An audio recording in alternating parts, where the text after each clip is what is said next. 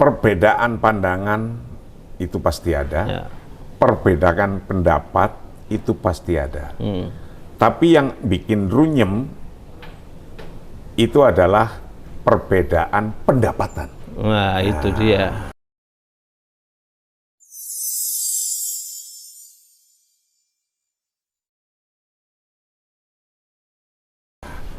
Ini biasanya akan lebih runyem ini. Nah, perbedaan semacam ini kan sudah dari zaman dulu ada contoh-contohnya. Contoh-contohnya. Nah, yang terpenting kita mempunyai ruangan. Ya. Ruangan tasamuh namanya. Ruangan tasamuh inilah untuk menyikapi perbedaan itu. Ya. Coba saya akan mau ngasih contoh konkret. Perbedaan NU Muhammadiyah itu letak dasarnya ada di mana sih? Ya. Kalau menurut saya begini, Muhammadiyah mendakwai Nusantara. Zaman itu belum ada Indonesia kan? Betul. NU juga begitu, mendakwai orang-orang di Nusantara. Muhammadiyah memulai target market dakwahnya dari kota menuju ke desa. Dan hari ini Muhammadiyah sudah sampai desa. Dakwahnya dari kota ke desa itu dengan sekolahan, rumah sakit, ya. Sekolahan. Sudah sampai desa. NU harus mempunyai lahir setelah Muhammadiyah kan, harus punya diferensiasi. Ya. Ini dalam ilmu marketing itu begitu. Betul. Harus ada diferensiasi. Jangan sama nanti ya rebutan berkat, ya kan? Wong ini cuma target Ya, market. marketnya NU sama. dari desa ke kota. Ya. Apa alat dakwahnya? Pondok pesantren. Nah, pondok pesantren yang dulu dari desa, sekarang sudah sampai kota. Ya. Bahkan, pondok pesantren yang dulu hanya pesantren murni, ngajarin kitab-kitab turos, kitab kuning, sekarang sudah ada sekolahnya semua. Ya. Begitu pula Muhammadiyah yang dulu sekolahan doang, sekarang sudah bikin pesantren. Nah, itulah Indonesia umat Islamnya berkembang menjadi semacam ini, disebut Islam di Nusantara yang berkemajuan. Nah, begitu. Jadi kalau Muhammadiyah kan ada berkemajuannya juga. Ada berkemajuan, jadi ini Islam di Nusantara berkemajuan atau Islam Nusantara yang berkemajuan. Nah, ini hebatnya ini. Jadi dua organ besar ini makanya pernah ada. Tapi ini belum terjadi ini. Belum terjadi. Organisasi besar ini jadi satu, presidennya NU, wakil presidennya Muhammadiyah, misalnya kayak gitu, ini belum ini. Kira-kira nggak tahu kapan ini kalau ada. Ya, walaupun kadang-kadang kalau sudah jadi presiden, tiba-tiba mengaku kader NU atau kader Muhammadiyah begitu. Kecuali Gus Dur yang memang asli darah NU kan kira-kira begitu. Dan Kiai Ma'ruf kan NU juga.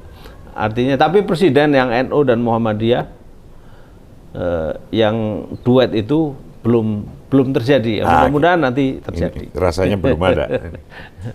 Terus Kiai melihat satu kriteria yang tadi disampaikan Kiai, pernah ada penelitian dari Clifford Geertz kalau nggak salah, yang ada abangan, ada santri, ada priayi.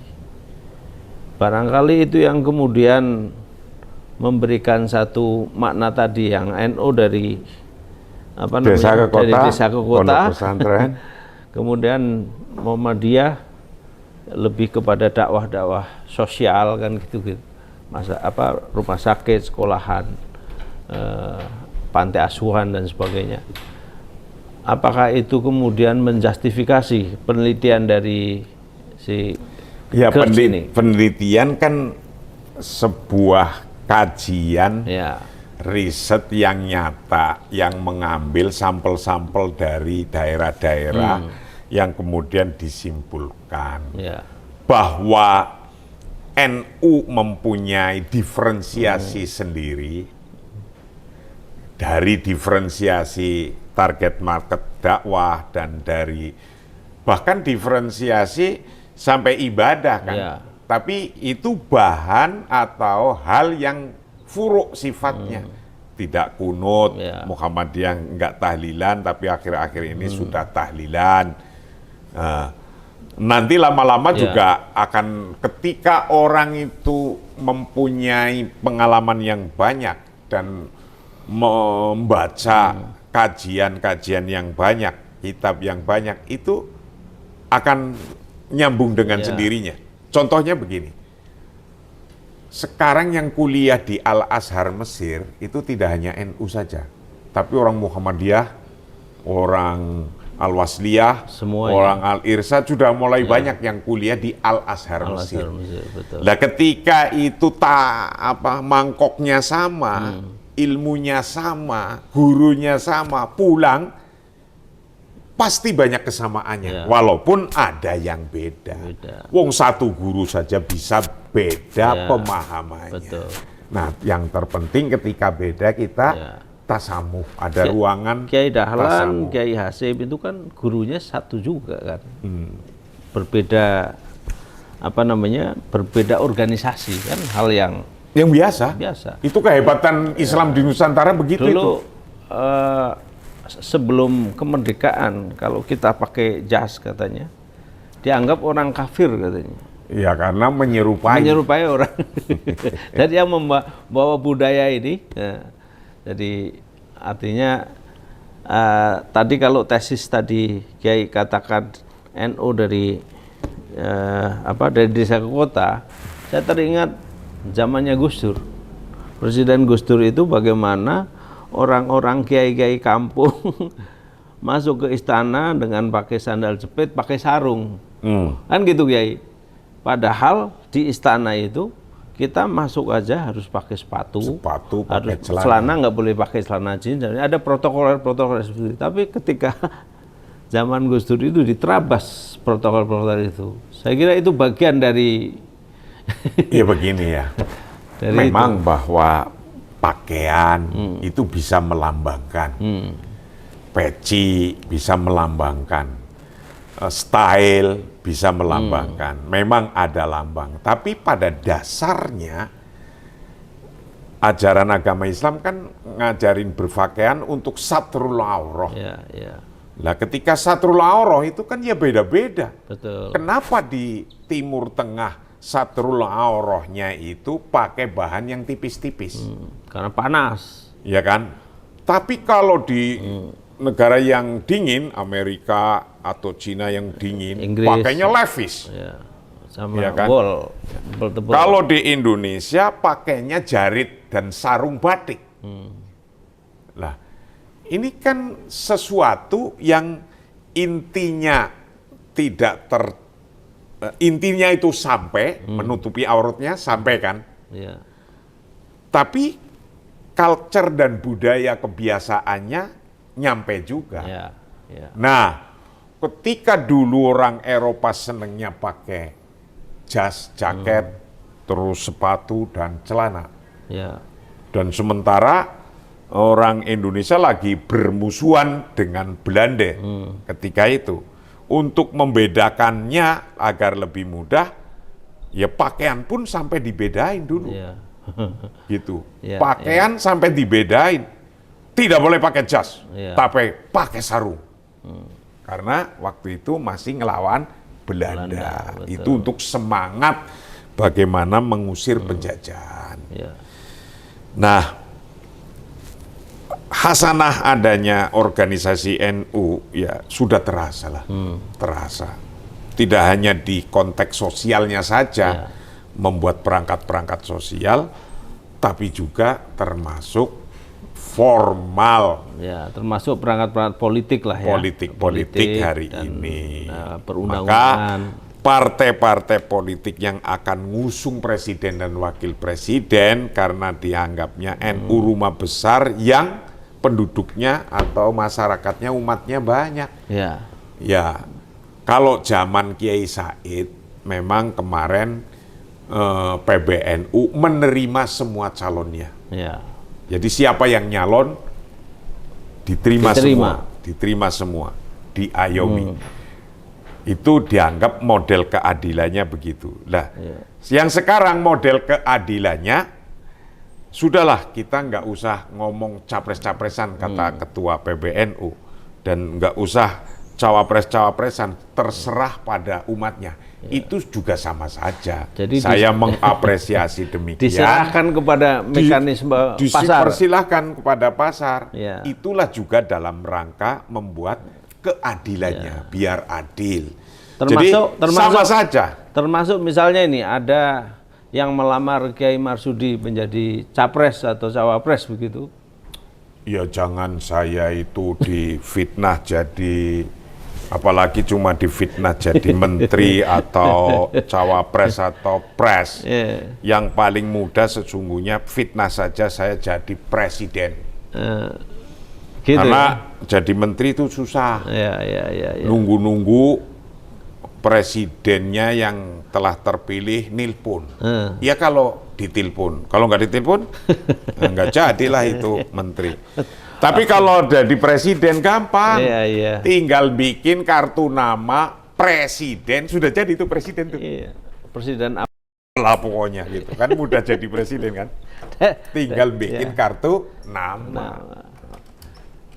Tapi urusan apa saja semuanya, baik yang sekarang lagi semangat untuk mencalonkan diri sebagai calon presiden, atau semangat lagi berusaha untuk menjadi calon wapres, yang penting usaha.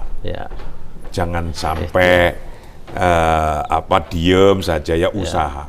Adapun hasilnya mendapatkan amanah jadi cawapres atau capres untuk pertama, yang kemudian nanti jadi presiden beneran, terus wapres beneran. Itu semua adalah amanah dari Allah yang tu'til mulka mantasya. Jadi sudah ada, tapi tetap usaha. Sudah ada catatannya, misalnya Kiai Marsudi Zuhud presiden atau cawapres, gitu kan, di Lauful Mahfud. Iya kan, ya kayak gitu. Jadi yang gampang aja. Yang penting antara capres-capresan itu semangatnya semangat membangun bangsa ini. Itu sepakat. Bukan semangat untuk memecah. Itu intinya. Harapan Kiai terhadap warga Nahdliyin yang luar biasa banyak di negeri ini apa, Kiai? Harapan kami bagaimana kita berbangsa dan bernegara itu intinya dalam saya membaca satu kitab namanya Fiqhud Daulah, bunyinya begini. Laqad sara amrud daulah wa bina'uha daruratan minad darurat. Sawa'un kana min jihati imaratil kaun am min jihati masolihi abnaiha. Kita berbangsa dan bertanah air, baik itu sebagai warga organisasi Nahdlatul Ulama atau lainnya, yang menjadi penduduk Indonesia, intinya bernegara berbangsa adalah membangun. Bukan merobohkan. Bukan merusak. Bukan membuat fitnah-fitnah. Bukan membuat hoax. Bukan pula mencaci maki. Bukan pula mengagitasi. Tapi membangun. Kepositifan. Baik sawa ungkana min jihati imaratil kaun. Baik itu membangun infrastruktur, amin jihati masolihi abnaiha, atau membangun kemaslahatan anak bangsanya, mungkin membangun kebersamaan, membangun toleransi, membangun tasamu, membangun tawasud, membangun madrasah, membangun masjid, membangun sekolah, membangun jalan, infrastruktur, dan seterusnya. Membangun semuanya. Karena membangun itu memerlukan waktu. Kalau merusak itu cepat sekali. Cepat sekali. Coba bayangkan tuh, lihat di Israel, Gaza. Di Gaza. Itu membangun gedung tinggi itu tahunan kan? Betul. Tapi ngerusaknya itu berapa hari itu? Jam hitungannya. Jam hitungannya kan? Bung, rusak. Bung, rusak. Lah itu. Nah, kita bukan itu. Maka ketika ada orang yang punya pendapat, wah kita perang aja. Lah mudah-mudahan kita semua sadar bahwa utamanya berbangsa bernegara ini adalah membangun, bukan merusak. Dan dari simbol-simbol kesepakatan itu ya, yang harus dihormati. Semua yang sudah sepakat menjadi konsensus, hasil daripada wasyawirhum fil amri, kita taati. Closing statement Kiai untuk warga Nahdliyin kita, biar mereka tahu apa yang harus dicermati, harus dilakukan terhadap konteks Pemilu. Ya, kalau pemilu itu sudah menjadi nizam, aturan, kesepakatan. Ketika sudah jadi nizam, aturan, kesepakatan, pemerintah tinggal harus dijalankan. Ketika dijalankan, masyarakat atau umat atau bangsa harus ngikutin. Jalankan ini, pilihlah pemimpin yang terbaik. Dan insya Allah, kalau mayoritas NU, mudah-mudahan juga kader-kader NU yang sudah disiapkan secara organisatoris untuk menjadi pemimpin di mana saja, di bagian sosial, pemimpin di pendidikan, pemimpin di pondok, pemimpin di RT RW, sampai pemimpin di Republik Indonesia, insya Allah Nahdlatul Ulama karena lembaga kader harus siap. Itu ya semuanya siap. Alhamdulillah. Berarti Kiai siap ya? Ya, orang NU rata-rata siap. Alhamdulillah. Apa saja. Luar biasa. Terima kasih Kiai Haji Marsudi Zuhud yang sudah memberikan begitu banyak pencerahan singkat padat. Teman-teman sekalian, pecinta Presidensial Institute, kalau dalam hasanah kepemimpinan Jawa, nah ini kita bicara Jawa karena NU basisnya di Jawa. Kalau raja-raja Jawa itu dulu punya konsep kepemimpinan, ada beberapa di antaranya adalah pertama memayu hayuning bawono, jadi melindungi rakyatnya. Selain kalau dalam bahasa Al-Qur'annya, bahasa agamanya adalah khalifah fil ard, dia sebagai pemimpin bumi, jadi dia itu tidak boleh merusak tapi harus membangun.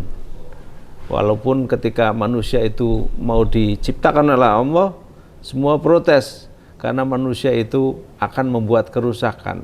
Buktinya di Gaza kita saksikan sekarang, rusak semua infrastruktur, rusak semua jerih payah pembangunan yang selama ini dibangun oleh pemerintahan Gaza dan sebagainya. Kemudian konsep pemimpin berikutnya adalah bagaimana dia weruh sak durunge winarah, kata Pak Kiai.